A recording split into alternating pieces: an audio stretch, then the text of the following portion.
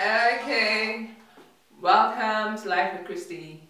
If this is your first time joining us, you are welcome.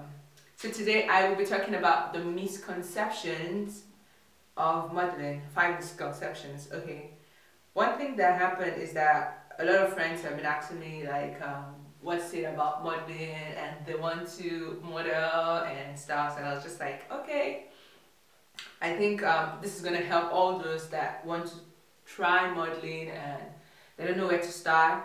And these are things I feel you should know before you start. Okay? So the first misconception most people have is that the job is easy. No, it is not easy. It's just like any other job actually. You have to go on to look for an agency and all that. You have to sign on many and just see which one will take you. And it's a job that mostly, for you to have a long career, you have to start at a younger age. So you can build yourself through the years. That's the kind of job modeling is, right? So it's not that easy as you think it is. Yeah, sometimes you can be modeling for hours, like 12 hours. So another thing is that most people think you become a celebrity immediately you start. No, that's not what happens at all. Like, you don't just start today and just become well known today and you're modeling for different brands today.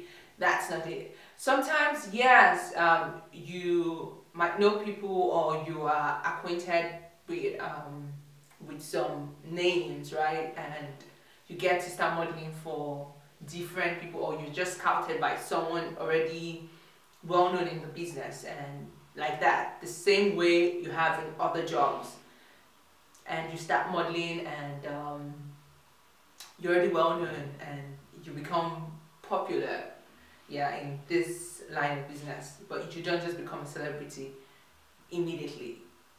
And most of the times for you to like get this well-grounded and respect from everybody, it's good you just like learn as you go, because once you just, some people cannot deal with the limelight, and modeling is like the light is shining on you.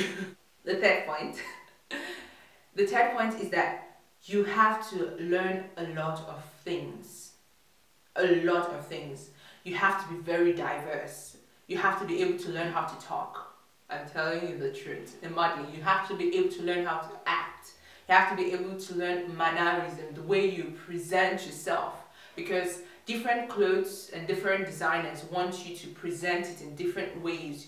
You have to be flexible. And many people have this sort of like, okay, this clothes I'll present it this way, and they're doing the same thing for every single clothes, and that is not it at all. So you have to learn a lot of things. Sometimes you have to learn how to do your own makeup immediately when you're starting. Sometimes like you might have to employ someone to do it, or you have to learn how to do your makeup. And everybody's like, why are models so flashy and so fine? And it's because they've put a lot into themselves.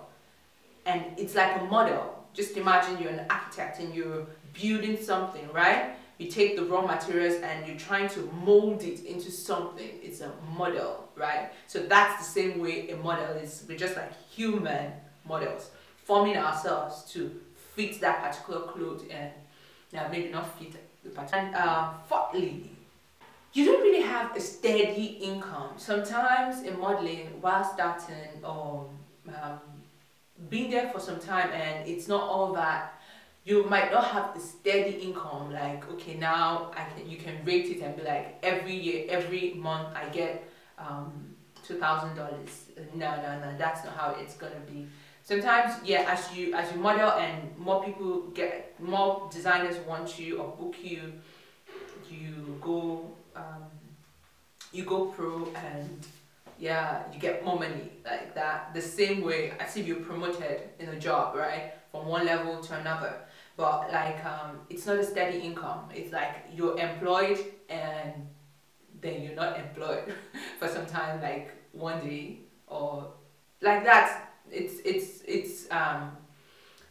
like it's like that. It's not a steady income. Yeah, I don't think you have this one where, but you can judge and be like, okay, at a particular point in time, this is what I'm earning, and as I increase, I get better at it, right? Yeah, that's what I mean. Okay. And the fifth point is that you might have to invest a lot because you're investing a lot in yourself. You sometimes most models go to become brands, like a person as a brand, yeah, and you have to invest a lot in how you look, in how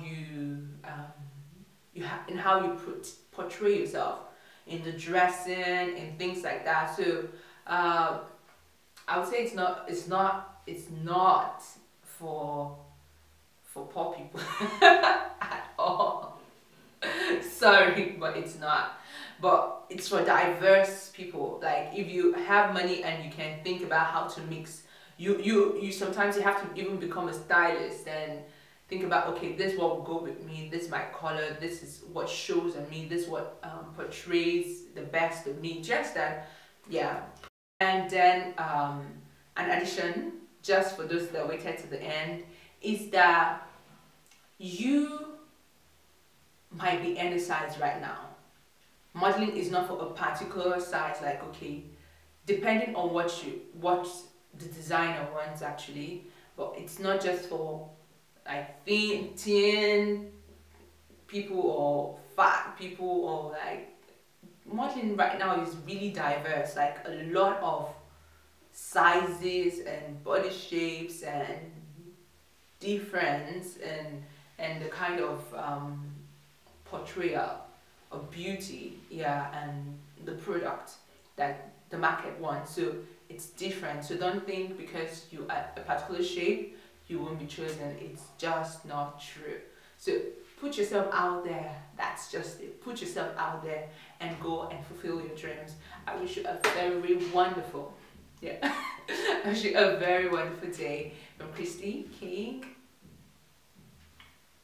Okay, do like, subscribe, share, comment, do everything. But just leave it down below. I would like to know what you think about if you're a model or you've tried something like this. I'd like to know what you think about extra misconceptions about modeling. I love you guys.